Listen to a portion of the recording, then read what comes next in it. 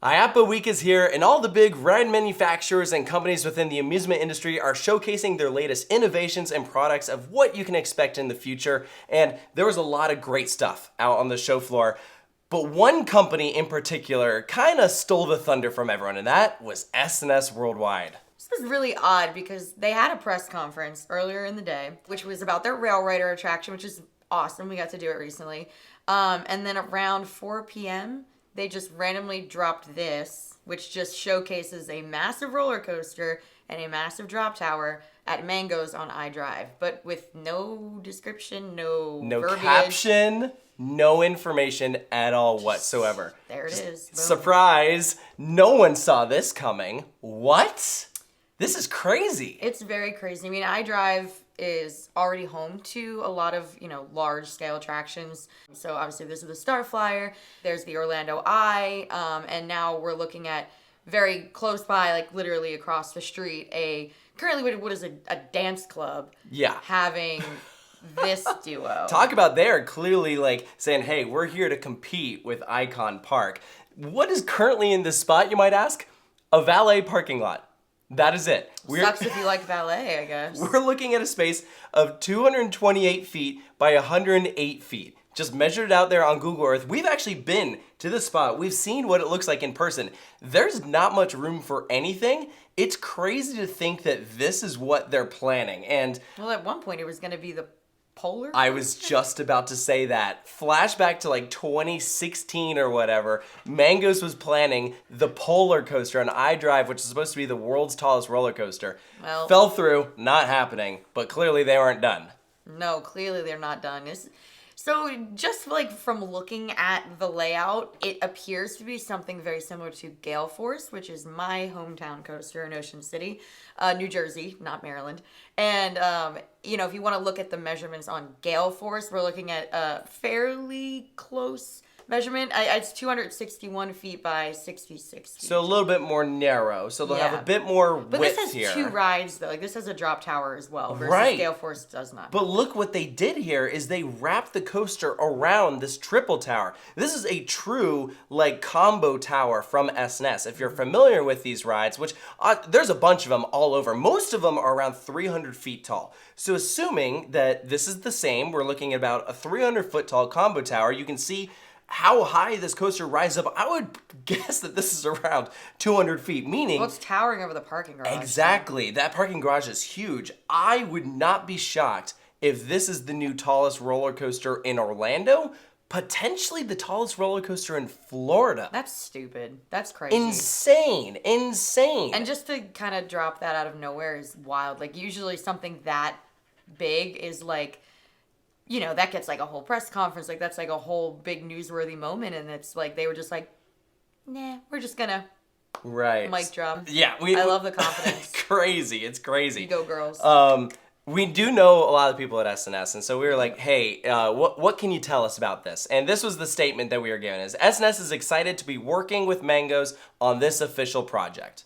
So that is it. Not a whole lot to go off of, but they did say official. So this is something that is very real. It is concept art for what could be or what we assume is finalized. I mean, it looks very specific. You look at the shaping on this. I mean, clearly they're decently far along if they have the plans. What I think is interesting is that we didn't hear anything about permits being filed with the city or state. So maybe this is something that they were able to get worked out without that, or just nobody noticed, or they haven't done it yet. Yeah, something like that, but hopefully they're able to get the approval for it because this looks awesome and something so different.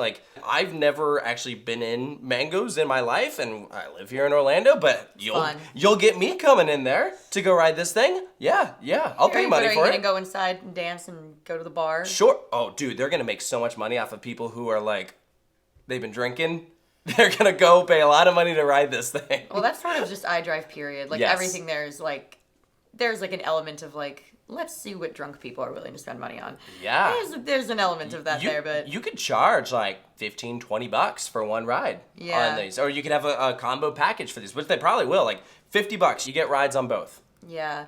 As we know, there's a huge shortage of rides in Orlando. Oh yeah, we're So really this is struggling what- down here.